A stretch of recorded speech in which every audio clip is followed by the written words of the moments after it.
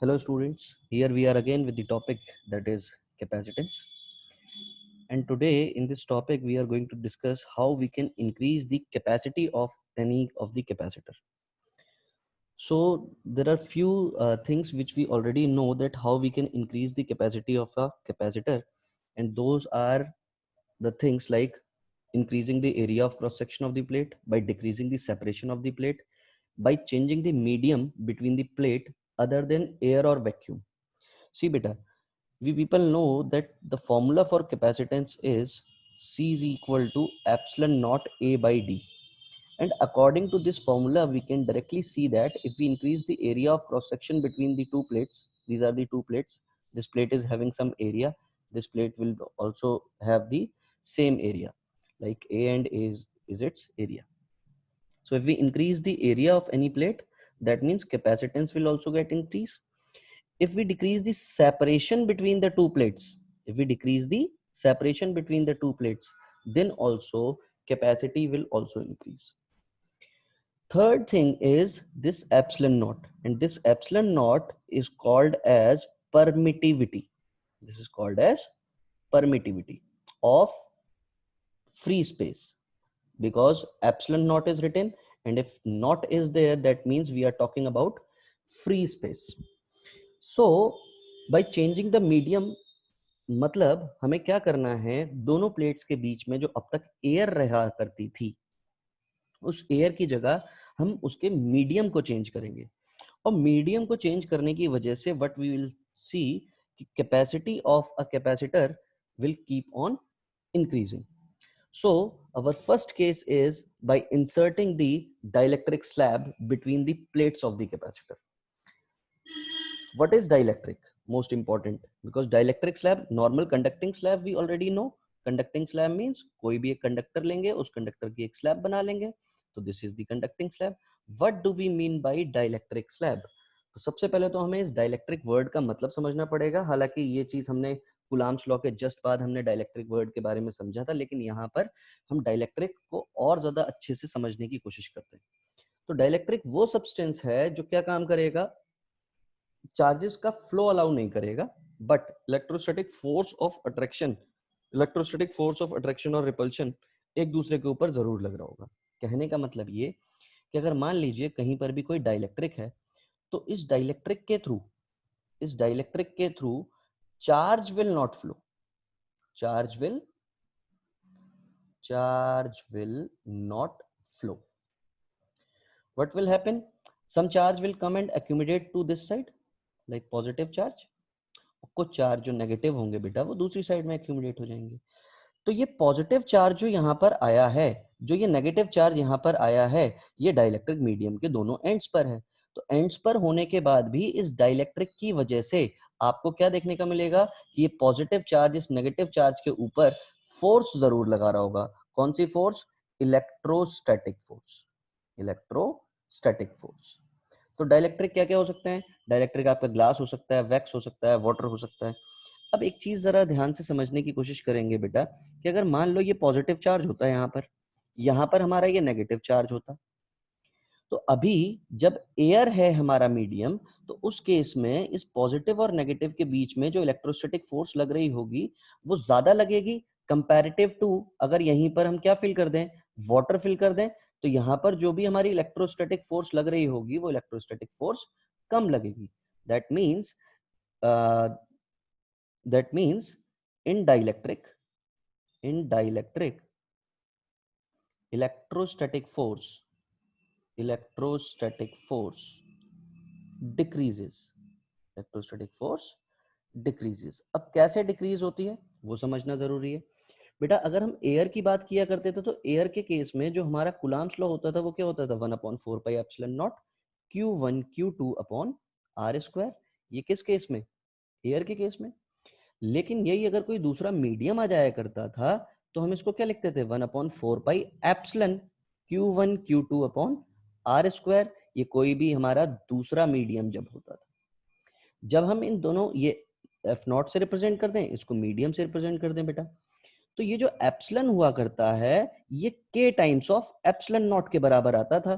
और यही जो k हुआ करता था इसी को हम क्या बोलते थे, डाइलेक्ट्रिक कांस्टेंट बोलते थे। क्या बोलते थे बेटा? Dielectric constant. तो इसी डाइलेक्ट्रिक कांस्टेंट की वजह से अब जो मीडियम के ऊपर जो लगने वाली फोर्स होगी वो कितनी हो जाएगी? 1/4 पाई एप्सिलॉन के Q1 Q2 upon R square. मतलब मीडियम में अब जो भी फोर्स होगी वो फोर्स 1/k टाइम्स लगेगी। अगर फोर्स 1/k टाइम्स लगेगी, इसका मतलब ये है कि जो भी आपकी इलेक्ट्रिक फील्ड होगी वो इलेक्ट्रिक फील्ड भी आपकी 1/k टाइम्स हो जाएगी। मतलब electric field strength also decreases. तो हम यहां पर लिख सकते हैं electric field strength also decreases. और ध्यान रखेंगे डाइलेक्ट्रिक के केस में इलेक्ट्रिक फील्ड की अगर बात होगी तो electric field will become 1/k times. कितने टाइम्स हो जाएगी बेटा? 1/k times. तो electric field in any of the medium will be equal to E0/k, 1/k times हो जाएगी। समझ में आया हमें डाइलेक्ट्रिक का मतलब? अब हम जरा इसके डेरिवेशन पर चलते हैं, कैपेसिटेंस निकालने की कोशिश करते हैं जब हम एक डाइलेक्ट्रिक स्लैब इंसर्ट करेंगे। Suppose these are the two plates. इस प्लेट के ऊपर बेटा आपको पॉजिटिव चार्ज देखने को मिला और इस प्लेट के ऊपर नेगेटिव चार्ज देखने को मिला। अभी जब कोई भी स्लैब नहीं है, कुछ भी नहीं है बीच में, तो अभी तो इसका जो कैपेसिटेंस होगा वो कैपेसिटेंस कितना होगा? Epsilon not A by D होगा। अब हमने क्या काम किया? अभी इनके बीच में जो सेपरेशन है वो सेपरेशन सपोज डी का है। हमने क्या काम किया? इनके बीच में हमने एक डाइलेक्ट्रिक स्लैब इंसर्ट करा दी, सपोज टी थिकनेस की। कितनी थिकनेस की? टी थिकनेस की। This is dielectric slab, dielectric slab, this is dielectric slab. तो एक बात बताइएगा, यहां पर एक चीज बहुत इंपॉर्टेंट बात है कि टी जो है वो छोटा है किससे? डी से। मतलब स्लैब की थिकनेस कम है separation between the two plates से। अब देखिए, यहां पर पॉजिटिव चार्ज है तो यहां पर नेगेटिव चार्ज आएगा इंडक्शन की वजह से। यहां पर नेगेटिव चार्ज है तो यहां पर पॉजिटिव चार्ज आएगा। तो मुझे जो बात सीधे सीधे यहां पर समझ में आई है वो सीधे सीधे मुझे क्या बात समझ में आई? यहां पर तो एक इलेक्ट्रिक फील्ड लग रही होगी, देखते हैं। यहां पर तो एक इलेक्ट्रिक फील्ड लग रही होगी और वो इलेक्ट्रिक फील्ड तो, ये तो फ्री स्पेस है यहां पर, तो यहां पर जो मेरी इलेक्ट्रिक फील्ड लग रही होगी वो E0 लग रही होगी। यहां पर पॉजिटिव से नेगेटिव की तरफ जाती है, पॉजिटिव से नेगेटिव की तरफ। यहां पर भी जो इलेक्ट्रिक फील्ड लग रही होगी बेटा वो भी हमारी कितनी लग रही होगी? E0 लग रही होगी। यहां पर जो भी हमारी इलेक्ट्रिक फील्ड लगेगी वो E0 तो जा ही रही होगी, लेकिन इस E0 को एक दूसरी इलेक्ट्रिक फील्ड होगी जो डाइलेक्ट्रिक अपोज कर रही होगी, और वो कितनी होगी? E के। और E0 तो लग ही रहा था यहां पर। तो in dielectric electric field, net electric field जो लग रही होगी वो कितनी लग रही होगी? E0 में से ई के को आप माइनस कर देंगे, और जब E0 में से ई के को जब आप माइनस करेंगे बेटा तो वो E0/k टाइम्स ही आएगी। कितने टाइम्स आएगी? E0, क्योंकि E0 थी हमारी इलेक्ट्रिक फील्ड किसमें? फ्री स्पेस में। और उसका k टाइम्स, 1/k टाइम्स हमारी नेट इलेक्ट्रिक फील्ड हो जाएगी। किस केस में? डाइलेक्ट्रिक के केस में। अब थोड़ा आगे चलते हैं, और आगे चलते टाइम पर अगर मैं आपको बोलूं तो जब कभी भी कैपेसिटर की बात होती है तो हम Q is equal to CV formula याद रखते हैं। जब हम Q is equal to CV formula याद रखेंगे तो मुझे पोटेंशियल निकाल लेना है। अब पोटेंशियल यहाँ पर दो होंगे और अलग अलग होंगे। कैसे पोटेंशियल निकाल लेंगे? टू फाइंड, देखो अब कैसे पोटेंशियल निकालेंगे? To find potential. अब पोटेंशियल का फॉर्मूला क्या होता था? V is equal to ED। अब यहां पर दो तरीके की इलेक्ट्रिक फील्ड है, एक है बेटा इलेक्ट्रिक फील्ड E0 और दूसरी इलेक्ट्रिक फील्ड है E0/k। तो पोटेंशियल अगर मुझे लिखना है तो E0 कितने रीजन में लग रहा है? E0 into D, D is the region. जितना भी यहाँ पर जितने भी स्पेस में E0 लग रही है, तो E0 कितने स्पेस में लग रही है बेटा? D में से T माइनस कर दो, D-T। और E0/k कितने रीजन में लग रही है? T रीजन में लग रही है। ये मुझे क्या मिल गया बेटा? ये मुझे पोटेंशियल मिल गया। This is potential, this is potential. और एक बार जब हमें पोटेंशियल मिल जाता है तो हम Q is equal to C V formula apply कर देते हैं। कैसे? Q is equal to C V is the formula, तो Q is equal to C E not D minus T plus E not by K into T. ऐसी लगेगी। Electric field ये तो आपको पता ही है, सिग्मा अपॉन एप्सिलॉन नॉट होती थी ई नॉट की value D minus T plus T by के, ऐसा ही देखने को मिलेगा, कॉमन ले लिया हमने ई नॉट। तो Q is equal to C Q by A epsilon not D minus T plus T by K. तो Q से तो Q हो गया बेटा कैंसिल, यहां से C इज इक्वल टू कितना मिला, epsilon not A by D minus T plus T by के। ये आ गया हमारा कैपेसिटेंस जब डाइलेक्ट्रिक स्लैब सेपरेशन से कम की इंसर्ट की गई है। ठीक, अगर मान लीजिए if T is equal to D के बराबर हो जाता तो सी देखो यहां से आपको सीधे सीधे एक्सप्रेशन मिल जाएगा, epsilon not A by D minus D plus D by के। ये तो कैंसिल हो गया बेटा, तो C इज इक्वल टू कितना आ गया, के epsilon not A by D. तो ये देखो डाइलेक्ट्रिक स्लैब इंसर्ट कराने की वजह से के टाइम्स हमारा कैपेसिटेंस क्या हो गया, इंक्रीज हो जाता है व्हेन द सेपरेशन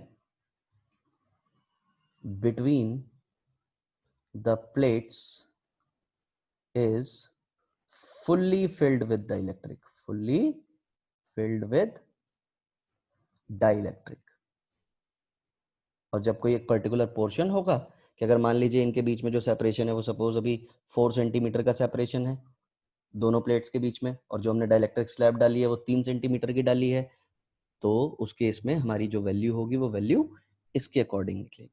ठीक, तो ये फॉर्मूला कब एप्लीकेबल है, जब टी की वैल्यू छोटी होगी डी से, और ये फॉर्मूला हमारा कब एप्लीकेबल है, जब टी इज इक्वल टू क्या होगा बेटा, डी होगा। तो इससे हमें देखो सीधे सीधे पता चल रहा है कि के टाइम्स इंक्रीज हो जाएगी।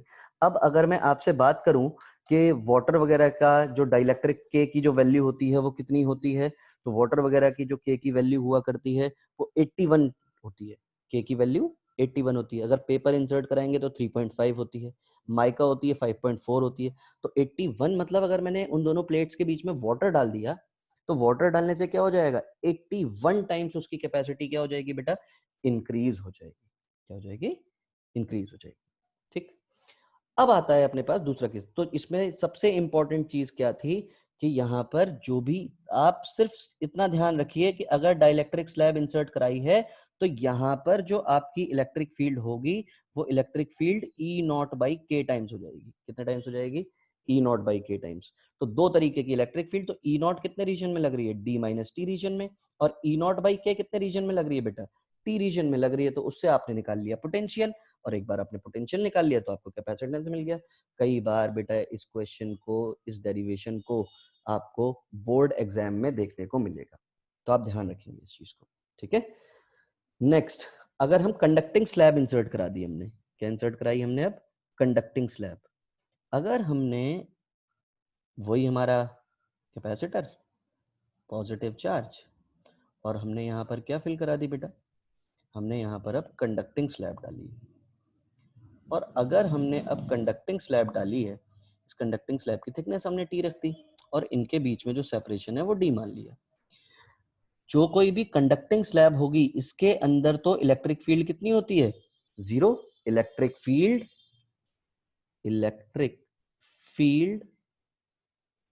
Inside the conductor is zero. बहुत अच्छा, ये हमें कितना मिल जाएगा बेटा, जीरो मिल जाएगा। और अगर ये हमें जीरो मिल गया तो यहाँ पर तो ये नेगेटिव चार्ज आएगा ही आएगा, भाई एक्यूमुलेट तो होता ही है कंडक्टर के पास में, पॉजिटिव चार्ज यहाँ पर आ जाएगा। तो यहाँ पर जो हमारी इलेक्ट्रिक फील्ड लग रही होगी वो कितनी लग रही होगी बेटा, ई नॉट, और यहाँ पर भी जो इलेक्ट्रिक फील्ड लग रही होगी वो कितनी लग रही होगी, ई नॉट, यानी कि यहाँ पर भी ई नॉट और यहाँ पर भी ई नॉट। तो ई नॉट कितने रीजन में लग गई बेटा, ई नॉट लग गई हमारी डी माइनस टी रीजन में। तो अब सीधे सीधे हमें जब कभी भी कैपेसिटी की बात होगी तो Q is equal to C V याद आना चाहिए। तो हमें Q is equal to C V याद आ गया, और जब हमें Q is equal to C V याद आ गया तो Q is equal to, sorry V निकाल लेना है अब। तो for potential how many electric fields are there, दो इलेक्ट्रिक फील्ड है, एक तो इलेक्ट्रिक फील्ड 0 है भैया तो उसकी टेंशन लेनी नहीं है। दूसरी इलेक्ट्रिक फील्ड कितनी बेटा, E नॉट। तो V will be equal to, V is equal to ED होता है बेटा फॉर्मूला, तो V is equal to E not into D minus T. और दूसरी इलेक्ट्रिक फील्ड है 0 जो कितने रीजन में लग रही है, सिर्फ T रीजन में लग रही है। यानी कि V की वैल्यू कितनी आ गई यहाँ से, E not D minus T. जब एक बार मुझे V मिल गया तो अब मैं क्या अप्लाई कर सकता हूँ, Q is equal to C V. तो Q is equal to C और इसकी जगह मैं क्या लिख दूंगा बेटा, E not D minus T. तो Q is equal to C sigma upon epsilon not D minus T. तो Q is equal to C Q by A epsilon not D minus T. Q से Q cancel, तो C is equal to epsilon not A upon D minus T. Normally formula क्या होता था, epsilon not A by D. अब देखो D तो decrease हो गया, कैसे, डी माइनस टी हो गया बेटा। तो कैपेसिटेंस आपका इंक्रीज हो गया, कैपेसिटेंस आपका इंक्रीज हो गया। क्लियर हो गई बेटा बात। अब अगर मान लीजिए यहीं पर, सॉरी यहीं पर अगर d is equal to T हो जाता, तो देखो बेटा c is equal to epsilon not A by D minus D लिखता मैं। तो यानी कि ये कितना हो जाता है, एप्सिलॉन नॉट ए बाई 0 और कोई भी चीज अपॉन 0 मतलब इन्फिनिटी। मतलब अगर किसी की भी कैपेसिटी इन्फिनिटी करनी है तो उसके दोनों प्लेट्स के बीच में आप फुल्ली फिल्ड क्या डाल दीजिए, कंडक्टिंग स्लैब डाल दीजिए। क्या डाल दीजिए, कंडक्टिंग स्लैब। तो एक नंबर के क्वेश्चन अक्सर आजकल आपको देखने को मिलते हैं बेटा, तो वो क्वेश्चन आप इजीली यहाँ पर सॉल्व कर पाएंगे। क्लियर हुई बेटा बात। अब यहीं पर एक वैरायटी ऑफ क्वेश्चन मुझे देखने को मिलता है बेटा, आपको बुक्स में देखने को मिलेगा। तो वो एक क्वेश्चन सिर्फ डिस्कस कर लेते हैं, बाकी सॉल्व आप लोग अपने आप से कर पाएंगे। जैसे मान लो ये दो प्लेट्स हैं, इन दोनों प्लेट्स के बीच में कुछ डाइलेक्ट्रिक स्लैब्स पड़ी हुई हैं। यहाँ पर जो है डाइलेक्ट्रिक वो K1 है, यहाँ पर जो है वो सपोज K2 है, यहाँ पर जो है सपोज वो K3 है, यहाँ मतलब अलग अलग डाइलेक्ट्रिक स्लैब्स है, K4 है। ये एक प्लेट, ये दूसरी प्लेट, ठीक। दोनों का एरिया A है। यहाँ पर जो ये सेपरेशन है दोनों प्लेट्स के बीच में वो D है। हर एक का सेपरेशन यहाँ पर D/4, D/4, D/4, D/4 है। तो ये कैपेसिटर्स, ये कितने कैपेसिटर्स दिखाई दे रहे हैं बेटा आपको, 4 कैपेसिटर्स हैं। कितने कैपेसिटर्स हैं, 4। तो अगर ये फर्स्ट कैपेसिटर हो गया, ये सेकंड हो गया, ये थर्ड हो गया, ये फोर्थ हो गया, तो ये सब कैपेसिटर कैसे कनेक्टेड है, ये सब कैपेसिटर आपके सीरीज में कनेक्टेड है बेटा। किसमें कनेक्टेड है, सीरीज। क्यों, क्योंकि यहाँ पर हर एक का पोटेंशियल, इन दोनों प्लेट्स का पोटेंशियल अलग, इन दोनों प्लेट्स का पोटेंशियल अलग, इन दोनों प्लेट्स का पोटेंशियल अलग होगा, इन दोनों प्लेट्स का पोटेंशियल अलग होगा। यानी कि मैं अगर C1 यहाँ पर लिखने की कोशिश करूंगा तो एप्सिलॉन नॉट A, इस प्लेट का एरिया तो A ही है, अपॉन D/4। यही वैल्यू किसकी होगी, K टाइम्स K1, K1, ठीक। अब C2 अगर मैं लिखूंगा तो K2 फील्ड है ना, एप्सिलॉन नॉट A अपॉन यहाँ पर कितना हो जाएगा, D/4। ऐसे C3 लिखूंगा तो K3 epsilon not A upon D/4। ऐसे ही बेटा C4 लिखूंगा तो K4 epsilon not A upon D/4। इन सबको सीरीज का फॉर्मूला क्या होता था हमारा, सीरीज का फॉर्मूला होता था 1/C equivalent is equal to 1/C1, 1/C2, 1/C3, 1/C4। Formula apply करना, आंसर आ जाएगा। अब पैरेलल कनेक्शन कैसे होंगे सर इस तरीके से, बेटा देख पैरेलल कनेक्शन के लिए आपको क्या करना है, ये दोनों प्लेट्स हैं, ये देखो 1 2 3 कैपेसिटर है सपोज, यहाँ पर K1, यहाँ पर K2, यहाँ पर सपोज K3। तो ये हमारी एक सिंगल प्लेट A, मतलब A पॉइंट और ये B पॉइंट। अब ध्यान से समझने की कोशिश करना, यहाँ पर हर एक कैपेसिटर के बीच में जो सेपरेशन है वो सेपरेशन तो D का ही है, लेकिन इसका एरिया सपोज A/3, मतलब 3 इक्वल पार्ट्स में डिस्ट्रीब्यूटेड कर रखा है हमने, A/3, A/3। अब देखो इस प्लेट का, इस वाले कैपेसिटर की यही दो प्लेट है, तो इनका पोटेंशियल A, मतलब सॉरी इसका पोटेंशियल A और इसका पोटेंशियल बेटा B। इसके लिए भी ये वाली प्लेट है और एक ये वाली प्लेट है, तो इसका पोटेंशियल A और इसका पोटेंशियल B। इस वाली प्लेट के लिए यही पोटेंशियल है, तो यानी कि A और ये कैसा हो जाएगा बेटा B। यानी कि all three capacitors are in parallel. और अगर ये पैरेलल में है तो C1 अगर मैं यहाँ पर लिखने की कोशिश करूंगा बेटा तो K1 एप्सिलॉन नॉट A/3, और यहाँ पर सेपरेशन कितने का है, D का। C2 अगर मैं लिखूंगा तो क्या हो जाएगा, K2 epsilon not A/3 upon D। C3 अगर मैं लिखूंगा तो कैसे लिखूंगा, K3 epsilon not A/3 upon D।